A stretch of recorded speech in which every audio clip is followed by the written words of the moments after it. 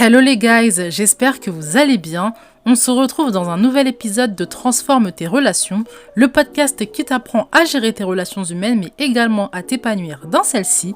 Les épisodes sont publiés tous les mercredis et dimanches à 21h, alors ajoute le podcast à ta bibliothèque pour ne manquer aucun épisode. Aujourd'hui, on parle d'un cas de figure bien particulier dans le monde du travail, les collègues qui font des blagues sans cesse. À première vue, on peut se dire mais c'est pas un problème au final, on a des blagues, on a des collègues qui nous font rire, donc pourquoi ce serait problématique ? C'est problématique parce que déjà dans un premier temps, on a besoin de se concentrer dans le monde du travail pour réaliser des dossiers, des tâches, surtout quand on a de grandes responsabilités, on ne peut pas se permettre d'être déconcentré en permanence. Deuxième point, les blagues des fois ne sont pas drôles et donc on est dans une position où soit on est obligé de faire semblant de rire, soit on est obligé d'accepter des blagues qui ne sont pas drôles. Troisième point qui va avec le deuxième, c'est que c'est lourd. On est dans le monde du travail, il y a des gens qui aiment le sérieux, qui aiment la paix, qui aiment être seuls. Et avoir un collègue comme ça, qui se trimballe pour faire des blagues à tout bout de champ, c'est lourd. Et il y a aussi un point bonus, entre guillemets, c'est que ça te met dans une posture où ton supérieur, ton chef de projet, ton directeur, ton responsable te voit tout le temps en train de rire. Et pour l'image, plus tu as de responsabilité, moins c'est l'image qu'il te faut. Donc aujourd'hui, dans cet épisode, je te propose 5 clés pour gérer un collègue qui te fait des blagues sans cesse. Si tu es dans ce cas de figure, l'épisode est pour toi. Prends de quoi noter, installe-toi dans un lieu calme. Une fois que c'est fait, on peut commencer. La première clé pour gérer un collègue qui fait des blagues sans cesse, c'est d'accepter qu'on est légitime à vouloir que ça s'arrête. Je parle dans ce point surtout des personnes un peu recroquevillées sur elles-mêmes, un peu réservées, de nature un peu introvertie. Dans le monde du travail, il y a cette culture aujourd'hui, du travail c'est la famille, on est là pour rire ensemble, on est là pour passer du bon temps, on est là pour avoir une bonne ambiance. Quand toi, tu es une personne plutôt réservée, tu as besoin de concentration, tu aimes bien être seul, ou simplement certaines blagues sont lourdes, tu peux te dire dans ce contexte-là, bon, si je parle, si je montre que je ne suis pas intéressée, au niveau du relationnel, ça peut me mettre dans le mal, au niveau de l'image que je renvoie, ça peut faire de moi une personne relou, et donc tu ne te sens pas légitime, tu as un petit peu peur en fait de dire quelque chose, de faire une remarque, ou de pas te montrer intéressé. J'aimerais te dire que tisser du relationnel au travail, ça peut se faire autrement que par l'humour, que par le rire. Par exemple, moi je suis quelqu'un, dans les travails que j'ai fait dans ma vie et dans mon travail actuel, j'ai un bon relationnel, ça se passe bien. Mais ça ne passe pas par le fait que je sois quelqu'un qui fasse des blagues, quelqu'un qui rit aux blagues également. Ça peut arriver, je rigole. Moi-même, je peux faire certaines blagues quand je m'entends bien avec les gens. Il n'y a pas de souci avec ça. Mais c'est pas la base, en fait, de mon relationnel. Ça part pas de là.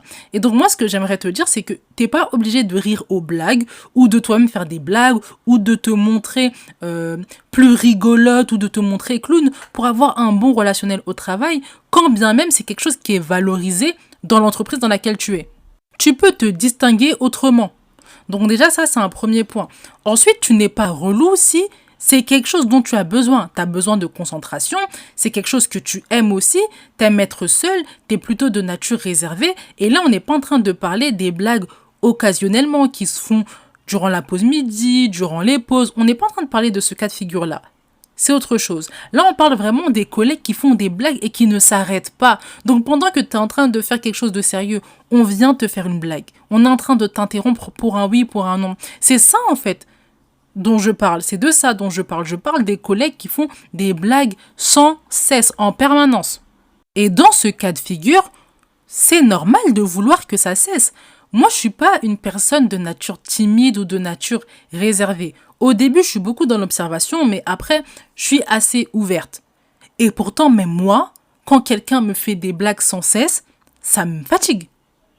Ça me fatigue. Donc, tu es légitime à ressentir ce que tu ressens. Les pensées qui te disent que tu es relou, que tu vas être la relou de service, que tu vas t'isoler, que tu vas te mettre les gens à dos, il faut les éliminer parce que sinon, si tu ne les élimines pas, ça va être très difficile pour toi de prendre des actions concrètes. Donc la première clé pour gérer un collègue qui fait des blagues sans cesse, c'est d'accepter qu'on est légitime à vouloir que ça s'arrête. La deuxième clé pour gérer un collègue qui fait des blagues sans cesse, c'est lui rappeler que tu as besoin de concentration pour bosser.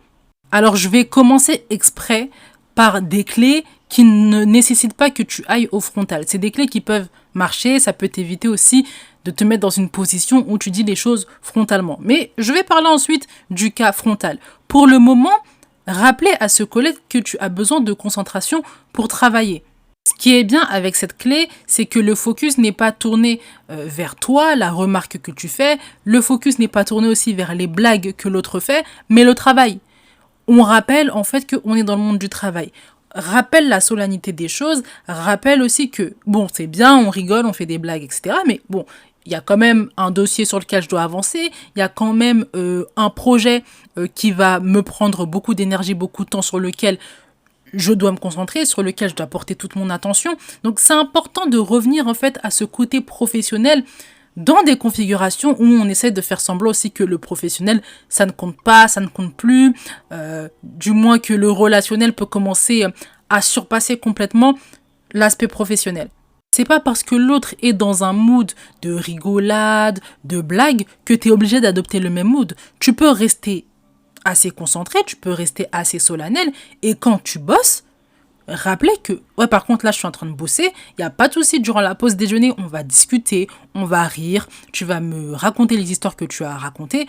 Pour l'instant, j'ai envie de travailler, j'ai envie de me concentrer et j'ai envie d'aller au plus vite dans le travail. J'ai envie de produire quelque chose de qualité, ça demande que je sois pleinement concentré. J'ai envie que ça aille vite aussi, parce que c'est pas comme si j'avais envie de traîner, en fait, pendant 2 mois sur une tâche qui peut être faite en 1 mois et demi ou en 1 mois, juste parce que tu viens, tu me fais des blagues, du coup, dans la journée, bah, je peux pas, en fait, travailler comme je le veux, sachant que des fois, j'ai des mails, des fois, j'ai des appels, des fois, je dois former quelqu'un.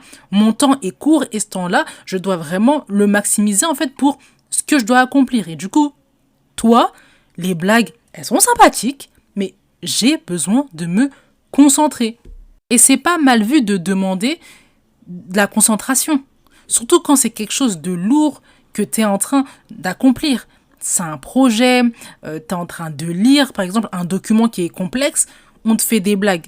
Il y a des termes juridiques, il y a des termes techniques, il y a des termes scientifiques pour ceux qui sont dans les sciences. Enfin, il y a des termes quand même qui sont assez lourds, il faut les comprendre, il y a des problématiques à cerner. Je peux pas être déconcentré. Je ne peux pas.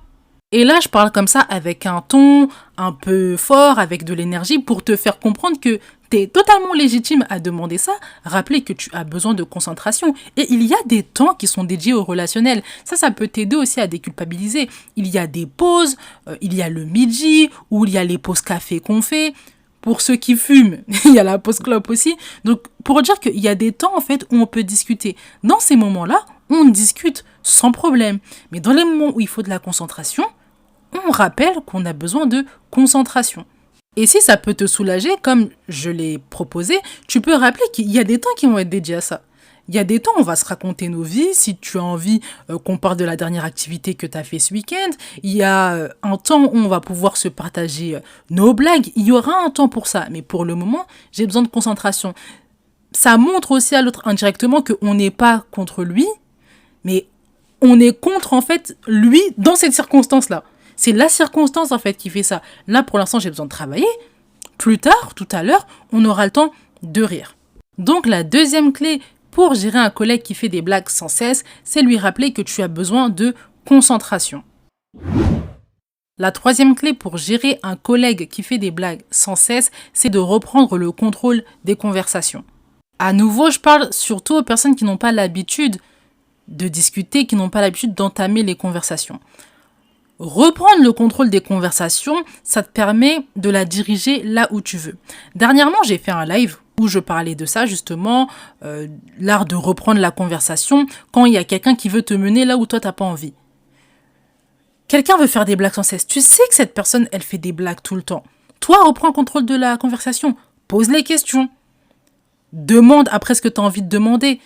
Sache aussi quand il faut couper la discussion. Quand tu reprends le contrôle des conversations, quand tu reprends le contrôle des sujets de conversation, forcément, c'est plus facile pour toi, en fait, d'échapper au côté blague sans cesse. Quelqu'un qui fait des blagues tout le temps, c'est quelqu'un qui est dans le contrôle. C'est comme un humoriste en fait. Un humoriste, pourquoi il a le temps de faire toutes ces blagues? Parce que c'est lui qui gère son tempo, c'est lui qui gère ses blagues, c'est lui qui gère son rythme, c'est lui qui gère. Les autres sont juste là pour rigoler. C'est pareil avec les collègues. S'ils se permettent tant, c'est parce qu'on les laisse parler. Quand nous, on reprend le contrôle de la conversation, nous aussi, on a des choses à dire, nous aussi, on a des questions à poser, et les questions à poser, ce sont des questions qui sont sérieuses, ce sont des questions pertinentes sur le travail, même sur ta vie personnelle, entre guillemets. Tes objectifs extra-professionnels, si tu en as, et qui ne sont pas liés au travail, tes activités extra-professionnelles, et on peut parler de ça sans être dans un mood de blague permanent. Et ça se développe, l'art de faire la conversation, l'art de savoir parler de soi, également parce qu'on ne veut pas que l'autre parle, parce qu'on sait que si l'autre parle, ça va durer des temps et des temps. Moi, c'est quelque chose que j'ai appris à maîtriser avec le temps. Je sais que cette personne, quand je suis avec elle, les sujets qu'elle aborde, soit ils me plaisent pas, ou soit on va faire que rire et moi je trouve pas ça hyper édifiant pour moi. Ce que je vais faire, c'est que je vais parler de ce que j'ai envie de parler. Et ça ne veut pas dire que je vais parler de ce que j'ai envie de parler, je ne prends pas en compte l'autre, je lui pose les questions que j'ai envie de lui poser. L'autre va aussi s'exprimer, mais dans le rang dans lequel je veux. On va pas être là à faire des blagues ou à parler de sujets qui ne sont pas pertinents ou à gossip. Reprendre le contrôle des conversations, c'est parler de soi. Mais attention, quand je dis parler de soi, je ne dis pas de rentrer dans sa vie privée profonde, son mariage, sa santé, ses enfants, les problèmes familiaux, je ne parle pas de ça. Je parle de nos activités extra-professionnelles si on en a, le sport, le chant, la musique, l'art, toutes ces choses, on peut discuter. Également, parler de nos voyages, de nos aspirations qui n'ont rien à voir avec le travail, parler des récentes découvertes qu'on a fait, demander l'avis de l'autre aussi sur un point qui nous... pas qui nous tient à cœur, mais qu'on a découvert récemment et du coup on va avoir l'avis des autres. C'est ça en fait, parler de soi. On ne parle pas des choses profondes, on ne parle pas de sa vie privée profonde, on ne parle pas de ses enfants, on ne parle pas de son mariage, on ne parle pas de son financier, de ses projets financiers, on ne parle pas de son patrimoine. On n'est pas au travail pour parler de ça. On peut parler des choses qui sont assez superficielles, oui, qui sont de surface en réalité, mais qui apportent une discussion et qui sont quand même pertinentes. Si tu veux apprendre à bien gérer les conversations, toujours avoir de quoi dire, je t'invite à aller écouter l'épisode « Ce que je fais pour toujours avoir de la conversation ». Je vais te donner ce que moi j'applique concrètement dans ma vie pour toujours avoir de la conversation et ne jamais manquer de sujet de conversation, qu'importe la personne avec qui je parle, que ce soit quelqu'un de ma vie personnelle ou quelqu'un dans le monde du travail. Donc la troisième clé pour gérer un collègue qui fait des blagues sans cesse, c'est de reprendre le contrôle des conversations. L'épisode va suivre son cours, mais avant ça, j'aimerais te parler de la newsletter. La prochaine lettre sera envoyée le 11 août à 8h30. Ce sera un dimanche 11 août. J'enverrai la lettre par mail à 8h30 et on parlera de l'art d'entretenir sa vie sociale, au travail ou dans d'autres sphères, sans se travestir, sans changer de personnalité. Donc si tu es une personne plutôt réservée ou même trouves que tu es atypique, t'as pas envie de changer, t'aimes ta personnalité, mais tu veux en même temps entretenir une vie sociale, cette lettre sera vraiment pour toi. Donc je t'invite à t'inscrire à la newsletter. Tu as le lien en description. Tu as juste à entrer ton mail, tu es inscrite et tu recevras la lettre du 11 août à 8h30. Dans ta boîte mail à 8h30, une lettre où on aborde cette question-là, on aborde les stratégies à mettre en place pour ne pas se travestir, tout en créant un meilleur relationnel, en entretenant une vie sociale. Une fois que c'est dit, on peut poursuivre. La quatrième clé pour gérer un collègue qui fait des blagues sans cesse, c'est de valoriser ce collègue pour son sérieux. Si tu me connais, tu sais que j'estime que dans beaucoup de situations, il n'y a pas besoin d'être frontal pour régler les choses. Parfois, il le faut, et dans la dernière clé, on va en parler, il n'y a pas de souci, mais j'estime que dans beaucoup de situations, c'est du vécu, je l'ai vu. J'ai pas besoin d'être frontal en fait pour régler les choses ou pour que les gens changent d'habitude. Ceci étant dit, valoriser un collègue pour son sérieux, c'est lui montrer qu'on l'apprécie aussi pour son sérieux. Les collègues qui font souvent des blagues, c'est souvent des hommes déjà, qui sont dans ce rôle de blagueur parce que Dans la société aussi, on valorise aussi ce côté humour chez l'homme. Et il y a des hommes qui, dans leur vie personnelle, les femmes, les hommes aussi, les gens de leur entourage, les valorisent essentiellement pour leur qualité d'humour. Et donc, du coup, ils vont arriver dans d'autres sphères. Ce qu'ils vont essayer de faire valoir à tout prix, c'est leur humour, c'est leur blague. C'est comme s'ils n'étaient pas en confiance quand on parlait de choses sérieuses. C'est pas comme s'ils se sentaient en confiance quand on parlait de choses posées. Ils n'ont pas confiance, en fait, dans cette capacité-là à être plus posés, à réfléchir sur d'autres points que sur des points du travail. C'est comme s'ils n'étaient pas à l'aise sur ces terrains-là. Parce que il n'y a pas de confiance. Et quand toi, tu es une personne qui valorise le sérieux de quelqu'un, exemple, il y a un collègue qui vient t'aider pour un travail, il est hyper rigoureux dans ce qu'il fait, bon, il fait des blagues tout le temps, mais quand il fait les choses, il est rigoureux, tu peux lui dire, ah, mais en fait, tu es hyper rigoureux. Et quand on te voit comme ça, on n'a pas l'impression, mais tu es quelqu'un d'hyper rigoureux et tu devrais t'appuyer sur ça, en fait, pour faire plein de choses dans la vie, parce que c'est vraiment une qualité qui est importante. Rien que ça, c'est un boost de fou pour quelqu'un. Et on ne se rend pas compte, en fait, avec des mots positifs, avec des attitudes positives, on peut booster les gens et ils ont envie de remontrer leur rigueur, montrer leur sérieux parce qu'ils savent que quand je suis avec cette personne, je suis valorisée pour ça. Elle me valorise même plus pour ça que mon côté humour. Du coup, avec elle, je vais peut-être arrêter de faire des blagues sans cesse et je vais montrer mon sérieux, je vais montrer ma rigueur. Valoriser quelqu'un, c'est lui apporter un boost, c'est lui apporter de la confiance et c'est aussi changer le cadre de votre relation. Si c'était une relation qui était basée que sur l'humour, qui était basée que sur les blagues, ça change aussi. Ça commence à devenir une relation où on a des discussions sérieuses, ça commence à devenir une relation où on parle de choses pertinentes. Et là, je parle de relations avec les collègues, je ne parle pas de relations dans la vie privée, même si tout ce que je dis, ça s'applique à la vie privée, évidemment, mais on change le cadre de la relation et ça peut se faire sans être frontal. Attention néanmoins, il ne s'agit pas d'inventer des qualités à quelqu'un. Si tu ne trouves pas ton collègue rigoureux, va pas lui dire je te trouve rigoureux. Si tu ne trouves pas ton collègue précis, ne va pas dire qu'il est précis. Si tu ne trouves pas ton collègue synthétique, capable de faire preuve de synthèse, ne le dis pas. Si tu ne trouves pas ton collègue charismatique ou ta collègue charismatique, ne lui dis pas non plus. Invente pas des choses. Crée le contexte où ils peuvent exprimer d'autres qualités que de l'humour. C'est pour ça que tout à l'heure, j'ai parlé de reprendre le contrôle des conversations. Quand on reprend le contrôle des conversations, on pose des questions qu'on trouve pertinentes, on peut se rendre compte d'une vision de vie qui est intéressante, par exemple. On peut se rendre compte d'une activité qui demande beaucoup de précision, beaucoup de rigueur. Par exemple, il y a des hommes qui font des arts martiaux. Ça demande beaucoup d'agilité.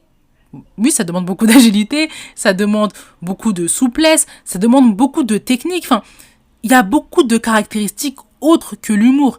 Et au travers des discussions, tu peux souligner une qualité comme ça. Donc, il s'agit vraiment de créer le contexte où on peut complimenter, où on peut valoriser sur d'autres qualités. Il ne s'agit pas de mentir, de faire semblant. Et si tu ne trouves pas de qualité ou tu n'as pas envie de le faire, ne te force pas. À nouveau, dans mes épisodes de podcast, je donne des clés et c'est à toi de choisir. Tu as le libre arbitre de choisir si tu utilises cette technique ou si tu utilises une autre. C'est à toi de choisir. Mais si tu as la possibilité de le faire, essaye et tu vas voir toi-même que les choses, petit à petit, elles vont changer. Donc la 4e clé pour gérer un collègue qui fait des blagues sans cesse, c'est de valoriser ce collègue pour son sérieux. Et enfin, la 5e clé pour gérer un collègue qui fait des blagues sans cesse, c'est de lui dire clairement qu'il est lourd. J'ai dit dans cet épisode qu'on n'était pas obligé de passer par le frontal pour régler certaines situations. Mais j'ai reconnu qu'il y a des configurations où il faut l'être, notamment quand on a essayé toutes les techniques, on a fait comprendre de différentes manières qu'on avait besoin de concentration, on a repris le contrôle de la conversation, on a fait plein de choses. Et que les choses n'ont pas changé. Dans ce cas de figure-là, oui, il faut être frontal. Être frontal, ça ne veut pas dire manquer de respect. Ça veut juste dire la vérité avec le moins de filtres possible. Ça ne veut pas dire manquer de respect, je répète. Mais ça veut dire la vérité de manière un petit peu crue pour que l'autre puisse vraiment comprendre que là, il y a une scission et lui dire « Je t'ai répété à plusieurs reprises, par exemple, que j'avais besoin de concentration, mais là, tu deviens lourd. » Parce que je te l'ai répété à plusieurs reprises, Tu sais très bien que j'ai pas de problème quand on rigole ensemble, j'ai pas de problème à discuter avec toi. Je le ferai volontiers pendant la pause. Mais là, tu sais que je suis en train de travailler, par exemple, sur un dossier qui est complexe. Je dois le dénouer, il y a des problématiques, ça me dépasse même. Et toi, tu viens me déconcentrer. Ça ne se fait pas déjà. Et même, c'est lourd. Donc oui, c'est un peu cru. Mais s'il n'y a pas d'autre moyen que de faire ça, on le fait. Et on fait en sorte de ne pas manquer de respect. Si la personne s'emporte un peu, c'est normal parce qu'on est cru, mais on reste ferme sur ses positions. Et une fois que ça a été dit, normalement, ça devrait changer. Parce que là, on a vraiment marqué la cassure, en fait, avec une habitude qui s'était trop installée chez l'autre, de venir faire des blagues sans cesse comme ça, alors qu'on doit bosser, on a des choses à faire. J'ai conscience que cette clé demande beaucoup de courage, elle demande beaucoup d'audace, mais il faut le faire quand il s'agit de ton travail, surtout si tu as envie d'évoluer professionnellement, surtout si tu es une personne réservée, on a l'habitude un peu d'abuser de toi, je dirais entre guillemets, il faut s'imposer au bout d'un moment parce que le respect, des fois, ça se gagne par la force. Je donne tout le temps des stratégies dans mes épisodes, je donne tout le temps des clés pour ne pas en arriver là parce que dans beaucoup de cas de figure, 95% des cas, on n'a pas besoin d'en arriver là. Mais le 5% qui reste, les petits 5% qui restent, on va pas faire semblant qu'ils n'existent pas non plus. Donc quand ils sont là, on montre également qu'on a de l'audace, on a du courage et qu'on sait se faire respecter. Donc la 5e clé pour gérer un collègue qui fait des blagues sans cesse, c'est de lui dire frontalement « tu es lourd ». L'épisode touche à sa fin, j'espère qu'il t'a plu. On a vu ensemble 5 clés pour gérer un collègue qui fait des blagues sans cesse. Comme dans tous les épisodes, ne te submerge pas, ne te surcharge pas. Commence par une clé, implémente-la. Si tu vois qu'il y a du progrès, tu peux utiliser la suivante. Si l'épisode t'a aidé, je t'invite à le partager à ton entourage et également à mettre des étoiles. Je te rappelle que tu peux t'inscrire à la newsletter avec le lien qui est en description. En attendant, médite bien cet épisode. On se retrouve dans le prochain. Prends soin de toi. Bye!